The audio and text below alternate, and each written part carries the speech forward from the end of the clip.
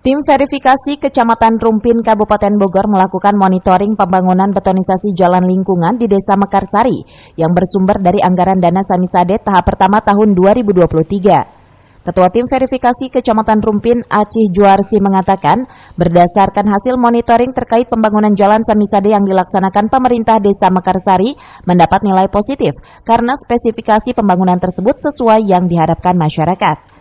Sementara itu, Kepala Desa Mekarsari, Hendrik, menyampaikan terima kasih kepada tim verifikasi kecamatan yang telah melakukan monitoring pembangunan Samisade tahap 1. Di wilayahnya sudah mencapai 60%.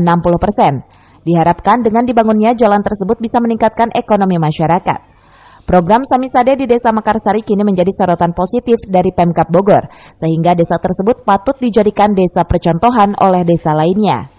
Dari Rumpin, Kabupaten Bogor, Suhanda Abrizi melaporkan.